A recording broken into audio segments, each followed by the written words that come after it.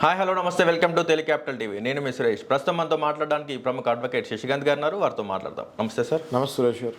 Sir, ఈ మధ్య బాగా వినిపిస్తున్న టాక్ ఏంటంటే బీజేపీ పార్టీ రాజాసింగ్ని లైట్ తీసుకుందనే వార్తలు బాగా వినిపిస్తున్నాయి. ఇందులో వాస్తవం ఎంత సార్? గ్రేటర్ నుంచి ఎన్నికైన ఏకైక బీజేపీ అభ్యర్థి రాజాసింగ్ గారు ఇంతకు ముందు పార్టీ అధ్యక్ష పదవి కూడా అడిగారు, కొంచెం అలిగారు అన్న టాక్ కూడా బాగా నడుస్తుంది. సో ఆయన పార్టీని వీడుతున్నారన్న రూమర్స్ వస్తాం వాస్తవమే, బట్ మనకి ఇంకా దాని మీద క్లారిటీ లేదు.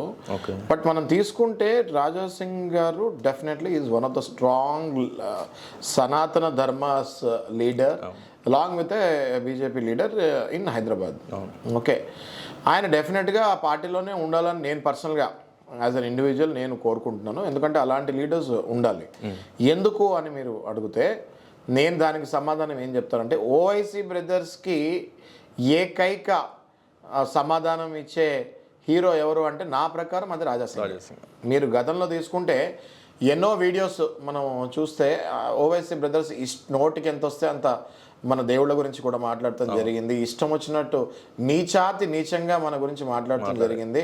అప్పుడు దాన్ని అదే లెవెల్లో తిప్పికొట్టింది ఏకైక వ్యక్తి రాజాసింగ్ గారే. పాపం ఆయన తిప్పికొడతంలో హేట్ స్పీచ్ అని చెప్పి ఆయన మీద కూడా పీడీ యాక్ట్ వేసి జైల్లో పంపించడం జరిగింది. అది వేరే విషయం. మళ్ళీ ఆయన వెనక్కి వచ్చారు బెయిల్ మీద, అది వెనక్కి వస్తడం జరిగింది. అదంతా వేరే విషయం. కానీ మనం నార్మల్గా కనుక ఒకవేళ చూసుకుంటే ఓవైసీ బ్రదర్స్కి చెక్ పెట్టాలి అంటే డెఫినెట్గా అది రాజాసింగ్ గారితోనే అవుతుందని నా యొక్క నమ్మకం.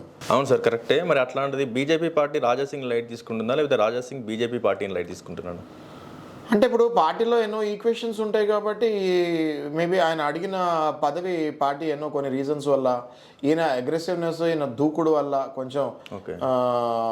ఈయన కొంచెం ఎక్కువగానే దూకుడు ప్రభావము స్వభావము ఉంది కాబట్టి కొంచెం డ్యామేజ్ జరిగే ఛాన్సెస్ ఉంటాయేమో అని పార్టీ ఇంతకుముందు గతంలో ఆలోచించి ఉండొచ్చు అని నేను అనుకుంటున్నాను.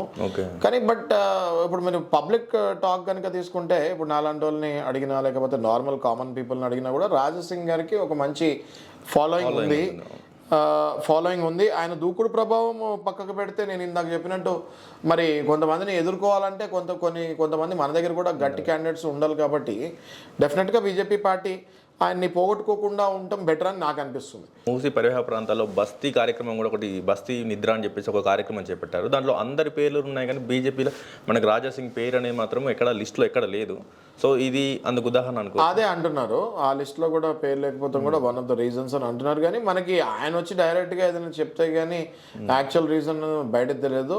అయితే మనం మాట్లాడుకునేది ఇప్పుడు ఏంటి అంటే, ఆయన ఉంటే మంచిది, అలాంటి స్ట్రాంగ్ క్యాండిడేట్స్ బీజేపీలో ఉండాలి అని నాలాంటి వాళ్ళు కూడా కోరుకుంటాంలో తప్పేం లేదనిపిస్తుంది. Okay, thank you sir.